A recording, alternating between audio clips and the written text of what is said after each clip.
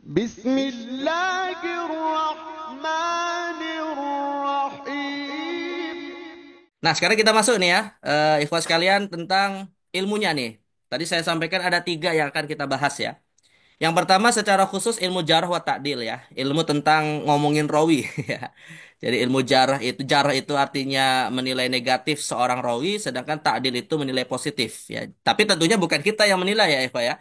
Yang menilai adalah para ulama-ulama yang memang dia atau mereka dikenal sebagai ulama ul jarh wa ta'dil. Jadi kita tuh punya apa namanya para ulama yang memang terkenal kapasitas keilmuannya layak untuk bisa menilai suatu rawi itu diterima atau tidak ya. Misalnya seperti Imam Ibnu Hajar Asqalani atau misalnya Imam Az-Zahabi gitu ya, yang mana mereka menulis kitab-kitab yang menilai ini rawi fulan ini bisa diterima, rawi fulan nggak bisa diterima gitu. Apalagi nih luar biasanya ulama kita ya, tidak la yakhafuna laumata laim. Mereka tidak takut dengan celaan siapapun. Artinya mereka jujur menyampaikan apa adanya meskipun rawi yang mereka cela itu ayahandanya sendiri.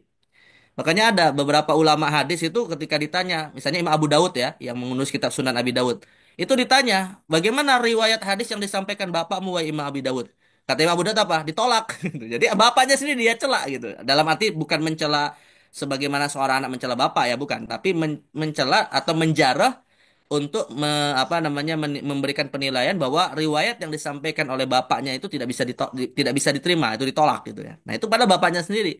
Ya, nah maka ini juga yang sekarang ini mungkin hilang di dalam masyarakat kita ya, yang kita sering sebut dengan nepotisme gitu. Jadi kita kadang nggak bisa adil, nggak bisa objektif gitu ya, ketika menilai seseorang, tapi itu adalah orang dekat kita.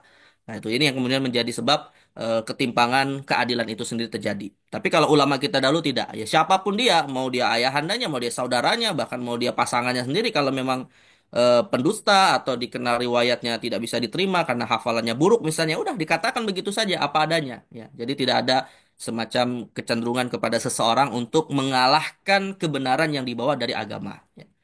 Nah, ini ilmu jarh wa ta'dil. Lalu kemudian nanti kita akan bahas juga ya tentang perawi hadis dari sisi adabur riwayah. Bagaimana di dalam Islam itu diatur ya adab-adab dalam meriwayatkan hadis. Artinya sifat yang harus ada pada perawi hadis ya. Kira-kira apa yang harus dimiliki seorang yang ingin menjadi perawi hadis nih. Kalau misalnya ada di antara kalian ingin jadi perawi hadis ya. Walaupun kita dalam hal ini konteksnya mempelajari ilmunya ya, bukan bisa jadi kita bukan ingin menjadi perawi hadis gitu ya. Tapi kita harus tahu juga bahwa para ulama juga membuat suatu aturan tentang adab si fulan yang menjadi perawi hadis itu harus seperti apa adabnya ya. Lalu kemudian kita akan mengenal juga apa namanya ilmu-ilmu yang muncul tentang perawi hadis ya, yang disebut dengan ma'rifatur ruwah.